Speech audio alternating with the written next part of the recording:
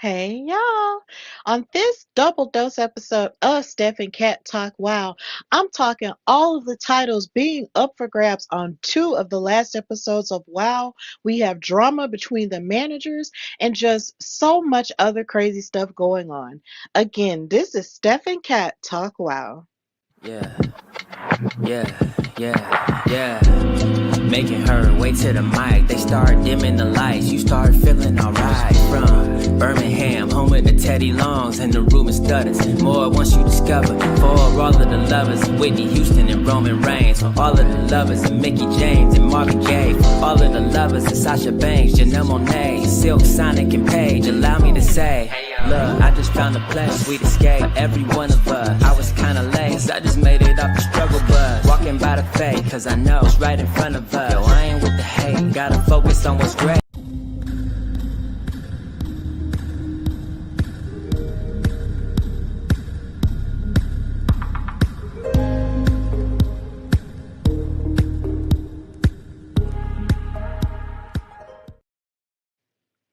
Hey y'all. Welcome to a double dose episode of Steph and Kat Talk WOW, brought to you by the Hardy Wrestling Podcast and In Cat We Trust. Of course, I'm your girl Stephanie Hardy, host and creator of HWP Extra, and co-creator of Steph and Kat Talk WOW. My better half, Katrina, is not with me on tonight because she had other extra duties to get started with, and also, of course, with her correspondent work in indie wrestling with New Jersey and New York. So it's just going to be me tonight, but I'm so happy to have all of you guys with me. And of course, if you cannot watch it right now live, you can watch it later on both of our YouTube channels, as we catch you up on everything that is taking place on the last two episodes of WOW, Women of Wrestling Superheroes. I just want to say thank you guys so much for all the support that we garnered for our interview with Santana Garrett and the creator of WOW, David McLean. Continue to watch all of our interviews from the past, and we hope to bring you more in the future. And we also want to send a congratulations to Cheek Tormenta, also known as Tormenta, for her amazing performance in the tag team match at WWE and AAA's Worlds Collide, in which she tag teamed with Dallas, going up against Stephanie Vaquer and Lola Vice. Though they were not successful, and they lost to Stephanie and Lola, they did a phenomenal job, and we will always root for Tormenta, and she's going to be on the episode this week, so please watch out for that.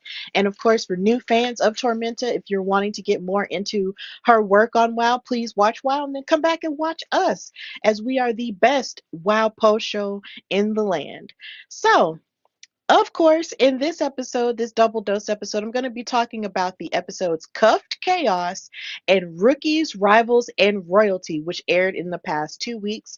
So, as we get cracking with this episode, Cuffed Chaos, we find both of our favorite managers from WoW, Abilene Maverick and Samantha Smart, getting into it backstage, talking trash at each other. Samantha Smart was did not appreciate the fact that Abilene Maverick was questioning her math, because, of course, Abilene believes in her girl, Paola, and so with that in mind, she almost wanted to pop Abilene with her yardstick, but then Abilene blocked it and basically broke it in half and said, look, like, maybe I am questioning your math.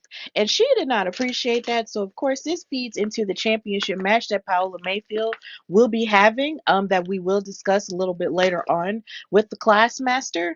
But this is the interaction that actually started this episode. So, moving on, we did start with another high octane championship match with Karakai, Xena Phoenix, and Sugar taking on Top Tier for the trios championships. And this was a match that I was definitely looking forward to, considering Top Tier has been running roughshod over the entire WoW roster when it comes to the trios teams. And every time they were in singles competition or even in trios competition, they have done nothing but attack, and beat up on anybody that just dares to stand in their way or dares to challenge him for their titles, or even someone who's just defenseless. They just want to attack them with that pack mentality. And of course, Kara, Xena, and Sugar had had enough of it. They had had enough of their bullying tactics, so they finally decided to challenge them for the Trios Championships. And I wanted them to win so very badly. But let's get into what happened in this match. Ashley Blaze, who was injured, was on commentary with David McLean and Nigel Zan, and she was talking about how badly she wanted the trios titles to change hands because of what they did to her and how they beat up on her after her tag team match that she had had with them. And she was just looking forward to that. But Top Tier did not wait, for the bell. They actually started attacking Team Dojo Sweetfire immediately. That's my name for them, Team Dojo Sweetfire. And then they tossed them out of the ring. And Ashley Blaze was not impressed by any of this at all. She continued her belief in her team.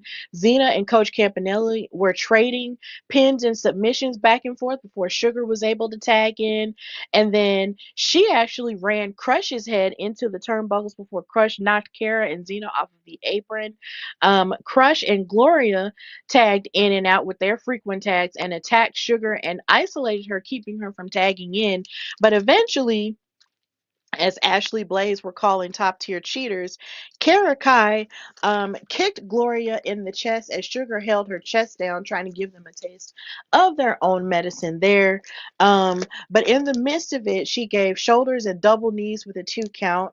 Gloria also proceeded to toss Kara after a little do-si-do action into top tier territory. And then Crush winds up kicking Karakai as she hung onto the ropes with a ref distraction.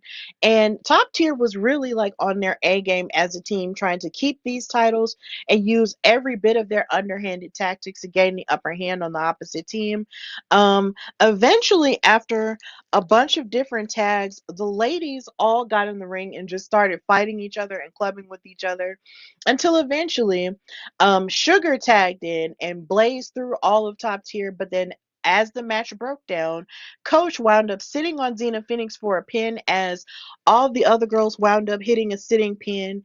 And top tier remains our WOW Trios champions.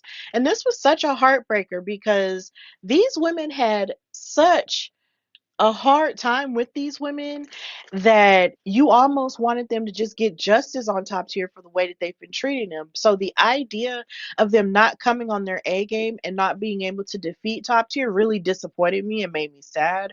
But hopefully down the line, another trios team will qualify to try to beat up on top tier, like say for instance the Alliance, or even Chantilly Chella, Roxy Fierce, and Holiday, or even Fury, Daisy Lane, and Chainsaw, because they've been on a dominant tear. But either way, top tier is still our WoW Trios champions. I'm irritated by it, but hey, this is where we're at, ladies and gentlemen. I just kind of wish that Kara and Tara were still together because I feel like that would give them more of an opportunity. But either way, you just hate to see it. So that's where we're at. Now, moving forward with the rest of this episode, the next match was Santana Garrett versus Sylvia Sanchez. And of course, as we were talking with Santana Garrett in our interview that we had with her and David McLean, she was interested in working her way back up the ladder to gain another opportunity at the WoW World Championship, which she has held before. Unlike some people, aka Genesis, who just feel like everything is just supposed to be handed to them, Santana is willing to work her way back up, and I appreciate that. So, Santana and Sylvia are two people who we hadn't really seen face each other that much, but they definitely had each other's numbers in the sense that this match was very technically sound. They were trading arms and wrist twists to each other, trying to submit each other early. Sylvia actually had a leg lock to Santana's neck, and then they locked up and then had a test of strength between each other. There was a flip into a cover with a 2 count as Sylvia powered out of all of the covers with her flexibility. They both crammed their foreheads together like rams and just decided, yeah, you want to go? Let's go. And Sylvia was proceeded to twist on Santana's wrists again, but Santana, being the veteran, escaped and gave arm drags and a muda lock, showing off her flexibility. But then Sylvia grabbed the bottom rope in order to break that hold. And then Sylvia proceeded to hit a power slam, but then Santana hit a jawbreaker to Sylvia, but then Sylvia got disrespectful and slapped the crap out of Santana. But eventually, Santana would go for a flip, but then Sylvia would knock her down. Then Santana would battle back up and pop Sylvia in her face with the rise and shine, and then she hit her flipping slam in order to win the match. And Santana gets the win here. So now we're watching her work her way back up to what she actually wants. And I, for one, am okay with her qualifying to possibly be the one to beat the Classmaster, because she did express how interested she is in still trying to outsmart the Classmaster and not Santana, Samantha Smart. So I'm definitely interested in it. So I really hope that she does get there, because she just has a conquering hero spirit that I can just get behind, and I just hope that she does get her chance pretty soon. And shameless plug, watch our interview with her and David McLean. Watch it, watch it, watch it. We were so honored to have them on. So, moving forward, we move to match number 3, which was another trios match between Chainsaw, Daisy Lane, and Fury versus Spring Break 24/7 with Brittany Bay, Crystal Waters, and Sandy Shore. So, Sandy Shore and Daisy Lane started by trading headlocks. And something that really surprised me, but in a good way, in this match is that we saw a lot of the work that Sandy Shore had been doing in the WoW lab as of late, because we hadn't really seen her. We didn't see much of her in the first half of this new season, but now that we're seeing her towards the middle part, we see that she's really been working on some things. And this interaction that she had with Daisy Lane was pretty on point. Like, it was really good to see that, because normally we see Spring Break 24/7 get treated as the afterthought. But Sandy Shore really started the team off on a good note.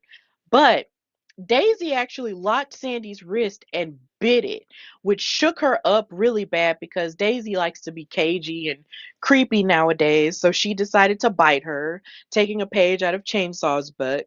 And then Sandy hit a sunset flip cover, which almost made me think the match was going to end right there, but it didn't. And Fury tagged in, and then Sandy actually got into the match, and then kicked and clothesline Fury with a and then hit a backwards head slam, but Chainsaw broke up that count.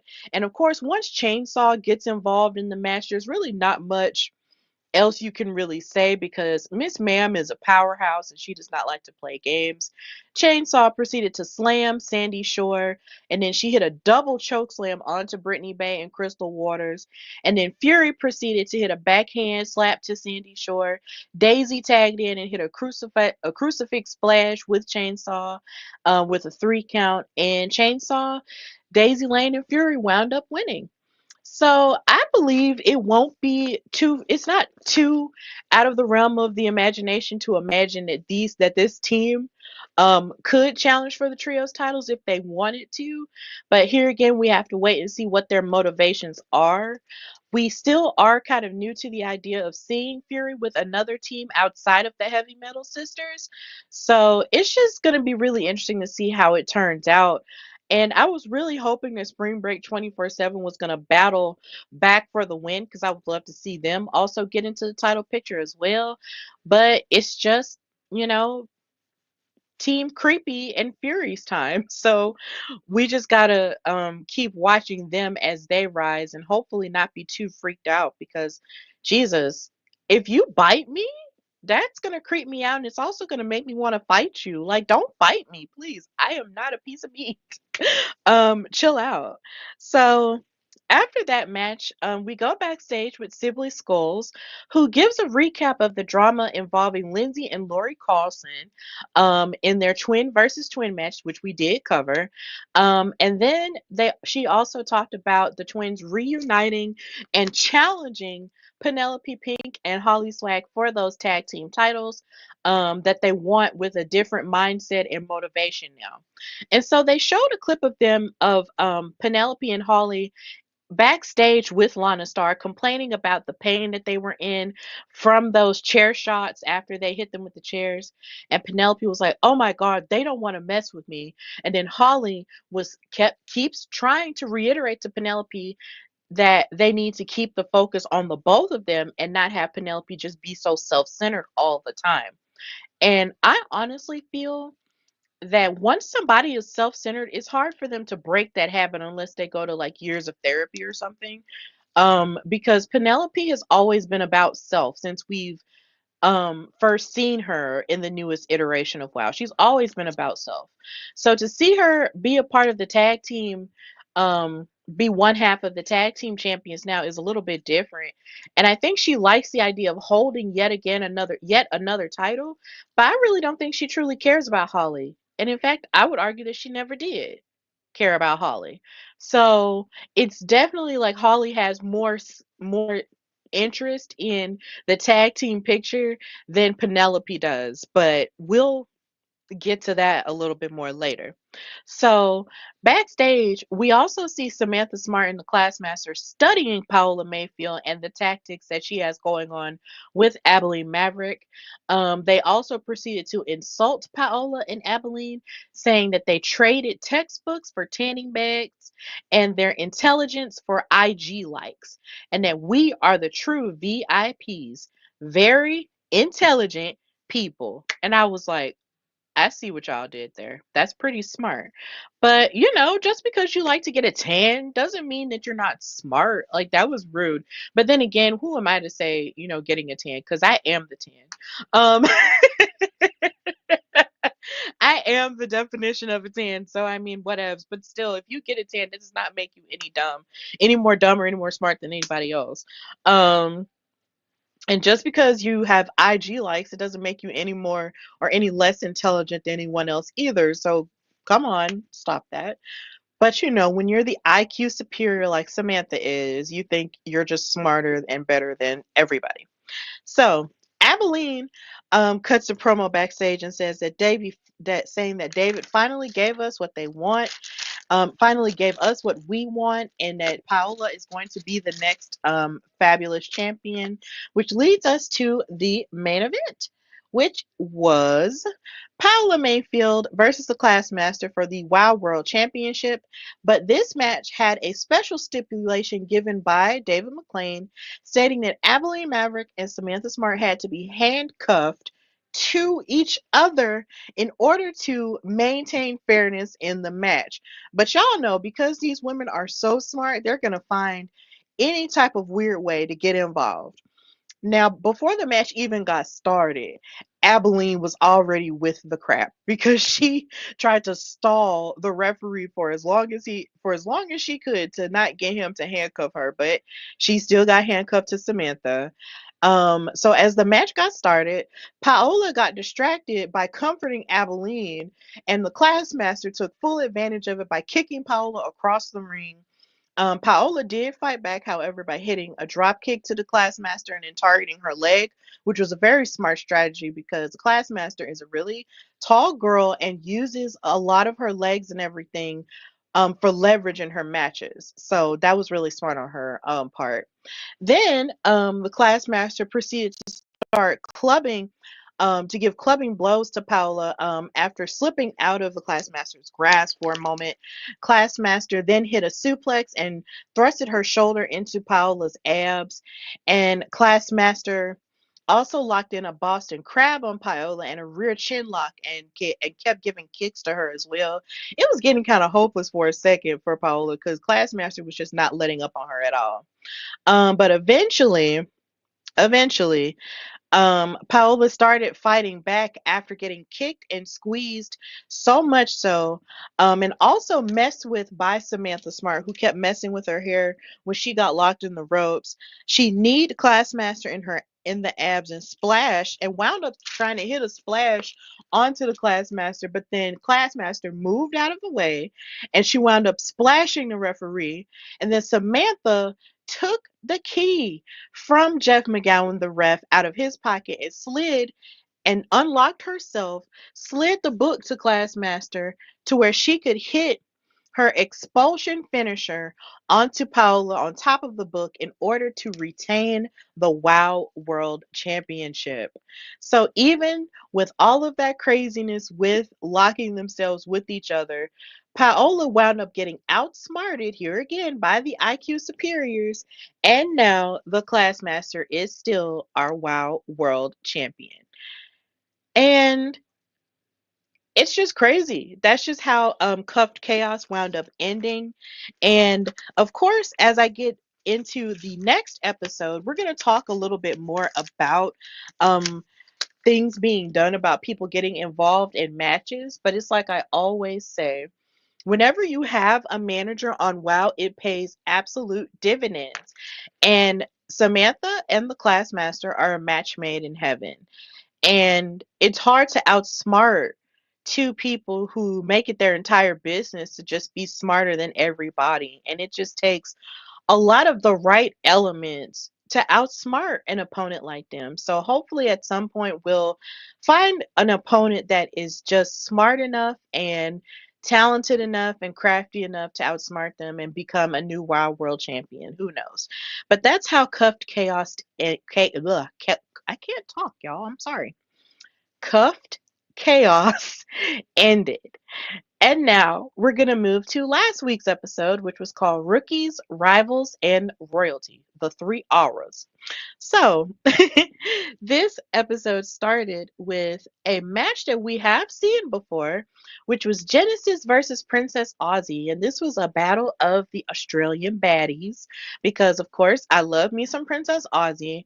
And then, of course, you have Genesis, who is to a degree trying to work herself back up to the Wild World Championship, but not entirely doing it the right way, like I mentioned earlier.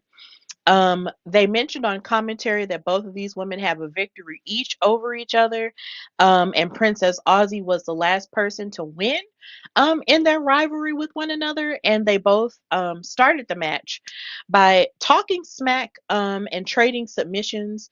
This was a very hard fought match. Princess Aussie was giving hard hits to Genesis with a back elbow, but of course Genesis likes to use her cagey technical work, and she was targeting Princess Aussie's abs with her knee strikes, and she hit a sling blade, and she had a lot of the moves that Princess Aussie was trying to hit on her scouted, but she did miss a corkscrew leg drop, and she wound up ducking the kicks from Princess Aussie, and then she locked in an X chop. Well, she hit an X chop onto Princess Aussie's throat, and she kicked her down for a 2 count, and then she hit an X choke to Princess Aussie and a knee to the back. But Princess Aussie actually countered out and locked in an X choke on Genesis. And I'm pretty sure this was where I said, it ain't fun when the rabbit got the gun.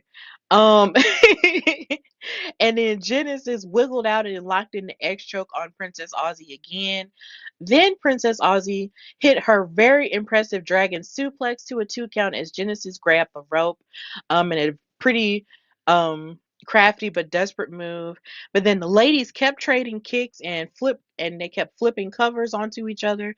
But then after Genesis was able to cover Princess Aussie, she used the bottom rope to gain leverage in her pin, and she wound up winning the match. And when I tell you this made me sad, this made me really sad, because afterward you can see that Princess Aussie was very distraught from having lost the match the way that she did, and she proceeded to cut a promo afterward. She said, I am super frustrated right now, and I'm going to be a little bit vulnerable. How am I supposed to come out here and win when I'm the only one playing fair? Genesis had her feet on the ropes when she pinned me. Penelope Pink had outside help. The Classmaster knocked me in the head with a book before she pinned me. It feels like I am the only one playing by the rules, and I'm sick of it. David, please do something. And sadly enough, after she cut her promo, David said on commentary that there wasn't much he could do to change the result of the match, because the referee didn't see it, but that he did admit that Princess Aussie was right. And this frustrated me in the moment because I'm sitting here like, in the entire history of wrestling, I have seen general managers reverse match decisions. They might not do it all the time, but I've seen it done countless times before. So the idea of him saying that there wasn't anything he could do about it because the ref didn't see it was kind of trash, because my thing is, if you're the owner and if you're the person who's making the matches, then you by all means should be the person who can override the authority of the referee and say to restart the match to make it fair. But I guess somehow David just doesn't do that, and it's just really weird. So I don't know. But either way, I'm just really going to need for better reinforcements to be put in place, because Princess Aussie is absolutely right.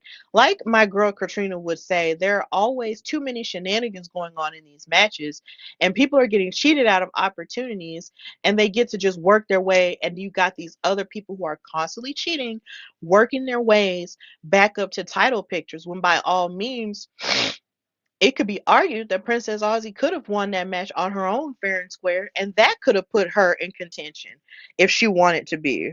But now here we are, and we have Genesis out here acting like, she's on her journey, but at the same time, you didn't win the match the right way. So, accountability needs to be had. It really does. So, it's frustrating. So we move into match number 2, which was a tag team match between Animal Instinct, Goldie Collins, and Katarina Chinks versus Chantilly Chella and Roxy Fierce. You dig? So Goldie on social media has been popping off lately, talking about how she's been frustrated that she hasn't been on TV with her partner in weeks, and now she finally gets the opportunity to be on here in tag team action with Katarina, and it was just really interesting to see her popping off on social medias. Please follow Goldie Collins and follow all the WoW superheroes if you have not already. Please find them and follow them; they're pretty entertaining. So the match started with Roxy and Goldie, and they traded lots of power and strength amongst each other, which is something that I love to see from Goldie, but something that I find myself more and more impressed with the more I watch Roxy wrestle. It's like her sister Foxy is more of the technician, and she is a hard hitter, but it just feels like Roxy is really like the strength and the powerhouse of that tag team of the sisters. And I just love watching that from Roxy. And then I love watching it from Goldie too, because just looking at her, you wouldn't think that she would be that strong, but she is. And then, of course, you had frequent tags between Roxy and Chantilly, and they hit a hip strike to Goldie, but then Katarina tagged in. And she got arm dragged and drop kicked by Chantilly, but then Goldie kicked Chantilly Chella after getting thrown into the ropes. Katarina proceeded to kick and tag in Goldie as they both proceeded to gang up on Chantilly and keep Chantilly from the corner to tag in Roxy. It was just really, really bad at a certain point where they were just keeping Chantilly from tagging her partner. There was a brawl that eventually took place between Roxy and Katarina, but the referee had to break them up. And this took place while Chantilly was hanging upside down in the corner of the ring. But then Goldie and Katarina executed a double stalling suplex to Chantilly, and Roxy wound up breaking the count. And once Roxy was finally able to tag in, she hit shoulder tackles and hit Goldie with a sit down front face suplex, with Katarina breaking the count. But the match ended once Chantilly Chella And Roxy ducked an attack from Goldie and Katarina by hitting a double sunset flip pin to get the win. So our girls, Chantilly Chella and Roxy Fierce, wound up getting the upper hand here after a very vicious match. And I was really happy to see that because here lately they have been losing a bit in their trios action. So to see them win in tag team action was really cool.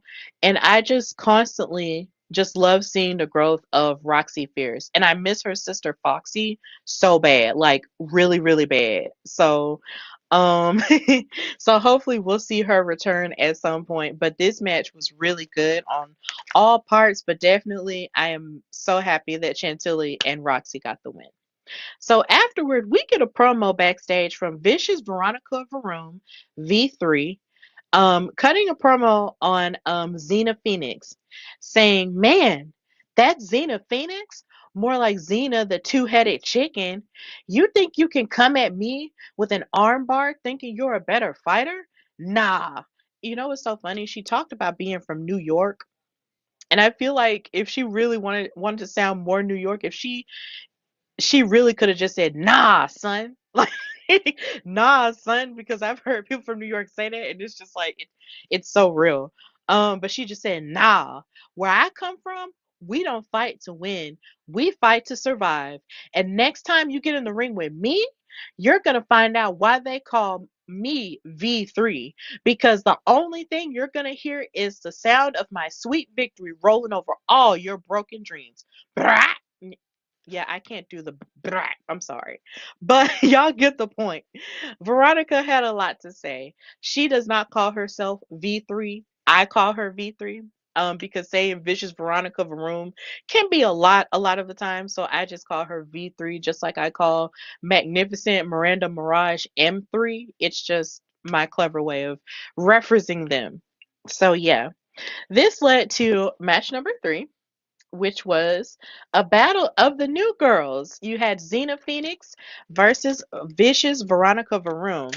And this is their second time fighting this season, but yet you still love to see both of the new WoW girls getting into it with each other. Xena came in real hot in this match with her grappling skills, gaining the upper hand on V3, which reminded me a lot of the Greco-Roman style that you see a lot of in high school and college wrestling. If you watch that form of wrestling, it's really athletic and really cool. They traded waist locks, and then at one point, the funniest thing happened. Like V3 was getting so vicious in this match, and she threw Xena Phoenix out of the ring, and then she got in David McClane's face and roared at him, and he was like, "Whoa, what the heck?" She was like, "Rah!"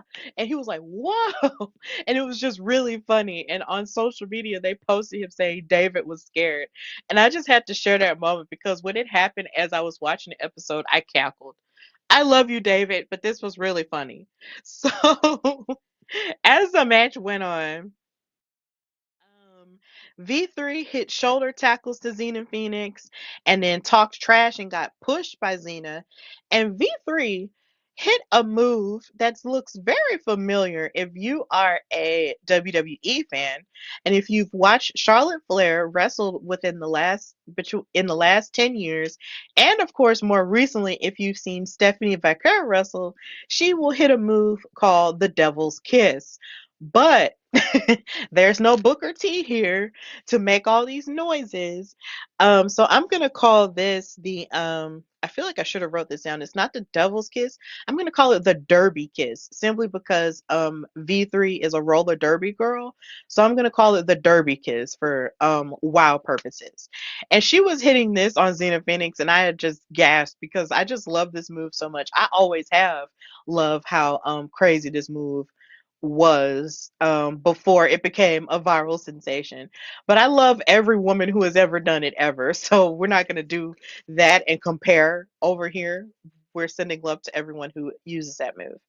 But Xena escaped a camel clutch that V3 had for a submission, and then she hit an arm bar. She hit arm drags and then locked in an arm bar. And for all of the trash that Veronica was talking, She wound up getting tapped out by Xena's armbar and she lost.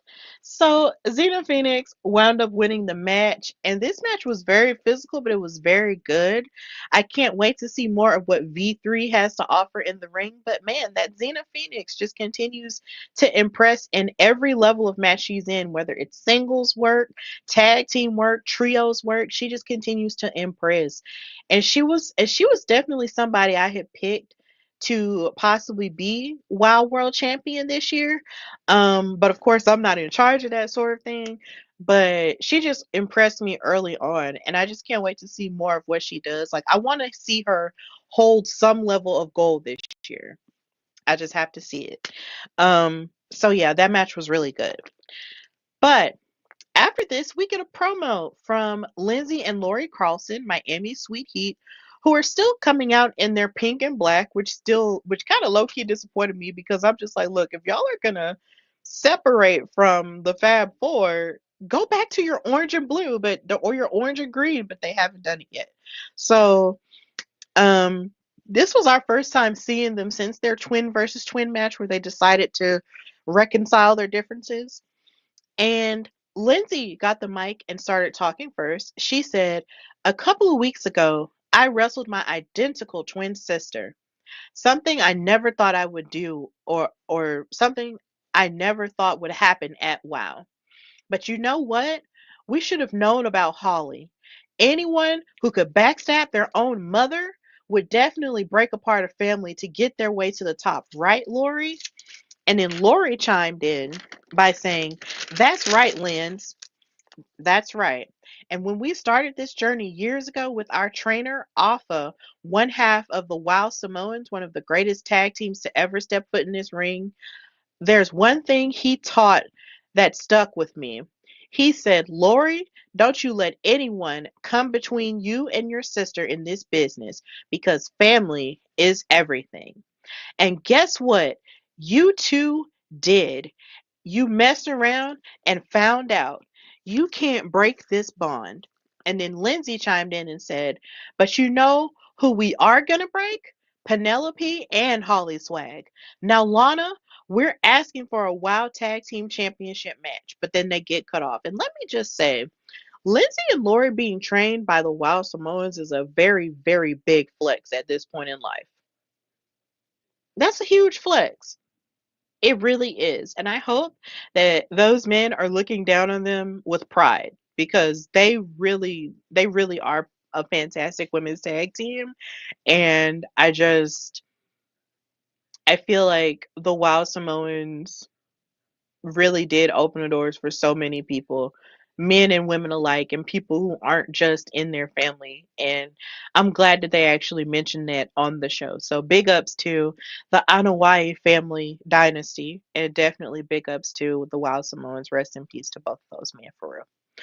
Um, but like I was saying, they got cut off in their promo by Holly and Penelope Pink, attacking them with chairs, but then they had it scouted and they snatched the chairs away from them. And then David McClain chimed in saying, "Look, we've had enough of y'all." And then Penelope said, "You think you're gonna break me, the best damn thing WoW has ever seen? If you want to face me, it comes at a price that only you, David, no, because you signed that check." And I was like, "Oh, girl, not you trying to get real with him and talk about signing a check. I guess you don't get direct deposit, huh? She too rich for direct deposit."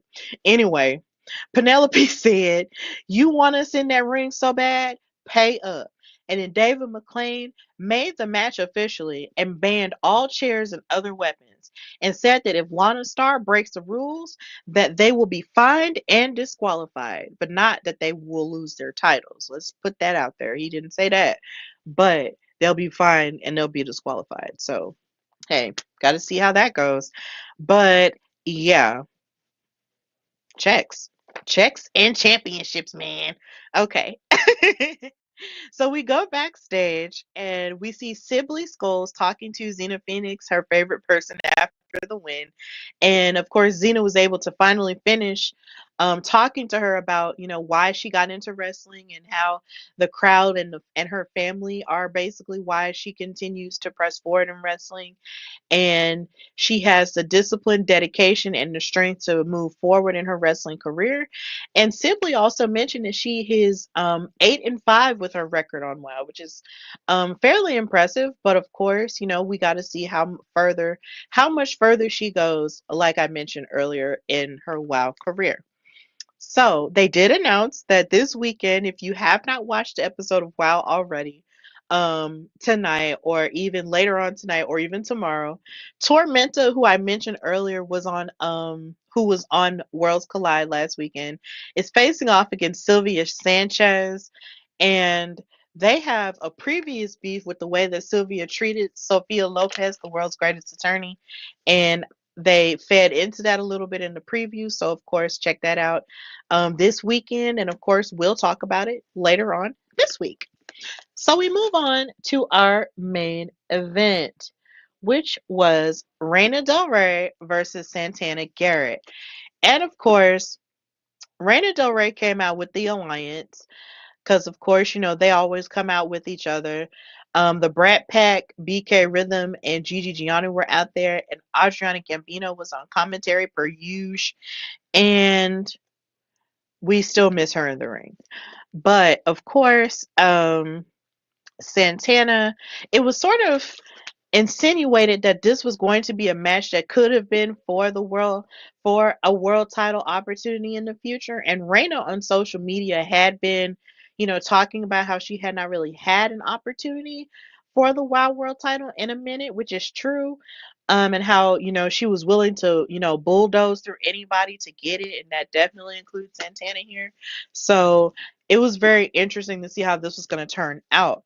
So they both locked up with each other, as you can see.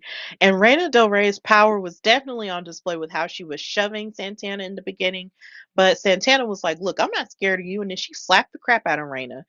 And then she dumped Reina Del Rey over the top rope. But then Reina regrouped with BK and Gigi as they were proceeding to, like, "Look, it's okay, let's go, it's all right."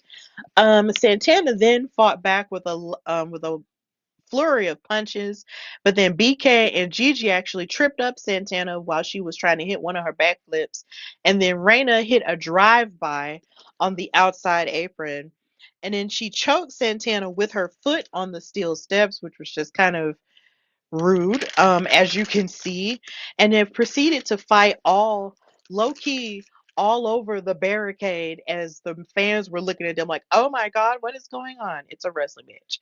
Um, and then Reina splashed Santana in the ring and then hit her with an electric chair, and in the midst of this, BK and Gigi proceeded to yank on Santana's arms and hair in order to shake her up a bit. And then, as the match went on, Santana and Reina Del Rey hit clotheslines to each other, but then Santana kicked Reina and then hit a backhand spring elbow to Reina and a Russian leg sweep for a 2 count. And then she finished out the match with a rise and shine in order to win the match and a future WoW World Championship opportunity. Our girl Santana is just kicking all of the butt, ticking all of the boxes, and working her way back up to the top. And that's what we love to see. So hopefully she will get that match against the Classmaster pretty soon and win back the title that we, know that she can win. Like, she would be a really great world champion, even though it would have been cool to see Reina, be imposing up against an imposing class master. But, we just have to wait and see how that's going to turn out in the future. That's not to say it won't ever happen. It just won't happen right now. And Santana is like a dog with a bone. She is not giving up until she gets what's hers. So that was the end of Rookies, Rivals, and Royalty, which brings us to the end of our time together. So, of course, even though Katrina wasn't with me, please know that you can follow her at NCAT We Trust with the E as a three. Know that you can follow her everywhere. She just started her announcements involving her brand new panel, which is going to be at Florida SuperCon next month. So please check that out on her socials. I'm so proud of her for constantly creating these new concepts to talk about when it comes to women in wrestling or women of color in wrestling, and also just continue to support anything else that she's doing in wrestling too, because that's my girl. She's doing so many things as well as raising amazing children. So she's just doing a fantastic job always. So if she's not here, it's because 9 times out of 10 she has something else to do. But I just appreciate her so much, and I feel like I might say it a whole lot, but I can never say or sing her praises enough. So follow her and support her in all of her things. And of course, know that you can follow me, your girl Stephanie Hardy, on Instagram and Twitter at Queen Steph Hardy. Follow the show, The Hardy Wrestling Podcast, on Instagram at Hardy Wrestling Podcast and on Twitter at Hardy Wrestle Pod. You can also read me and Katrina's articles on Daily DDT. I have a new article out that's about the possibility of Kenny Omega as a WWE superstar. It was a very creative thing that I just did as an editorial, like what if it could happen. But just please read it, with an open mind, and I hope you like it. It's my 23rd article, Jordan number. Let's go. So please check that out. And of course, just continue to support me and everything I have going on. You never know where I might pop up or what I might announce. So just be on the lookout for that. And subscribe to the YouTube channel where you can check out all of my latest episodes, all of my interviews that I've done in the past. And just about every episode of Steph and Kat Talk WOW is on there as well with all of our interviews too. And yeah, just continue to subscribe because I'm trying to get to 500 subscribers. Please, please, please, and thank you. Subscribe to the YouTube channel. And also just listen to the podcast everywhere you get your shows audio wise, Spotify, iHeartRadio, Apple Podcasts, Amazon Music, everywhere you can listen. Go there and listen to it because we're still doing the dang thing. And of course, watch WoW Superheroes. If you have not given it a chance already, please do. You can watch them on their 24-hour Pluto TV channel, which is for WOW Women of Wrestling. You can see episodes of the past and the present. You can watch their episodes also on their YouTube channel, which is WOW Superheroes. But if you want to watch it on regular TV, you can also go on wowe.com, type in your zip code to see what television channel it comes on for you and watch it then. You can also watch it on Vice TV because it does come on late at night, I believe on Tuesdays or Wednesdays. You can check that out there. Buy their merchandise and just support the girls whenever you see them wrestling in and out of WoW. And yeah, just continue to support women's wrestling as a whole, whether it be on the mainstream, in the indies, or wherever. Just support, support, support women in wrestling as a whole. So we can continue to rise and do great things. So this has been Steph and Kat Talk WOW, brought to you by the Hardy Wrestling Podcast and In Cat We Trust. And until next time, bye y'all. Oh, and happy Father's Day to everybody too. To everybody um who's a dad, a granddad, great granddad, stepdad, father figure. Um Happy Father's Day to y'all. Bye.